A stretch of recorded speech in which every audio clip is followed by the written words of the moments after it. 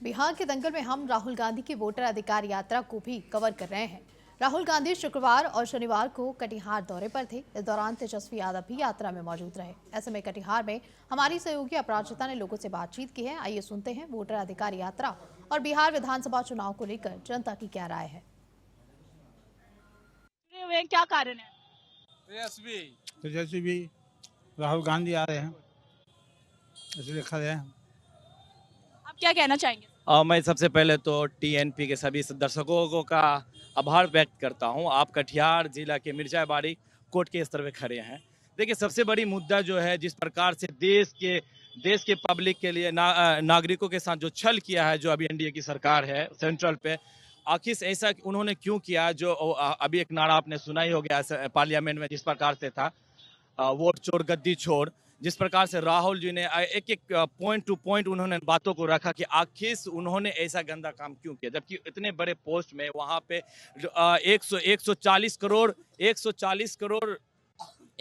करोड़ लोगों का नसीब लिखा जाता है, 140 लोगों की जीवनी लिखी जाती है, और वहां पे मेन कुर्सी पे बैठने वाले लोग जो है चोरी करके अगर सत्ता पे बैठता है तो ये कितनी तौहीन की बातें हैं। बातें सिर्फ एसआर के साथ साथ बेरोजगारी की बातें वो झूठ वादों की भी बातें है। ये जो नफरत की बू में जो मोहब्बत का दुकान खोलने जा रहे हैं, सचमुच पूछिए तो 20 सालों की जो दूरियां चल रही, जो यहाँ पे अभी नफरत जब से गवर्नमेंट बीजेपी की आई थी, अब ये जो धीरे धीरे हम लोग इस चीज को तब्दील कर फिर उसी तरह जो एक उपवास हुआ करता था, हिंदू मुस्लिम सिख ईसाई सब है आपस में भाई भाई, वो अब राहुल गांधी जी ने ये प्रत्येक लोगों को देने का काम किया। दूसरी बातें रही बिहार की बातें, बिहार पे आप देखें कि माननीय मुख्यमंत्री जो है जब से महागठबंधन के साथ थे तो उन्होंने अच्छा खासा जॉब देने का काम किया और टीचरों का भी बहाली किया, और जब से वो साइड हो जाते हैं, जब से फिर एनडीए में चले जाते हैं, बीजेपी अलायंस कर लेती है, तो वो सिर्फ और सिर्फ बीजेपी के अकॉर्डिंग वो चलने का काम करते हैं, वो जुमलाबाजी पे चले जाते हैं।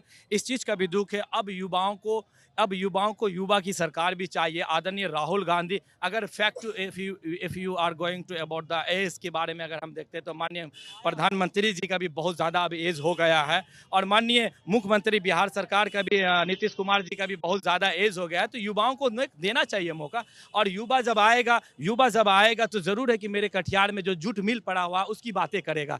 जब आएगा तो ज़रूर है कि पूर्णिया का बन की मिल की भी बातें करेगा।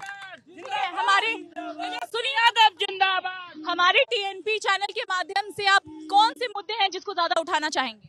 वोट चोर गद्दी छोड़, वोट चोर गद्दी छोड़, ये जो बीजेपी की सरकार ने किया है और जो चुनाव आयोग के साथ मिल करके भारत में, हमारा देश में जो ये सब चीज कर रहा है, इस बार इसको उखाड़ के फेंकना है हम सबको। ये नफरत के बाजार में मोहब्बत की दुकान खोल रहे हैं और हम लोग फुल सपोर्ट में आए हैं। राहुल गांधी जिंदाबाद। आप क्या कहना चाहेंगे?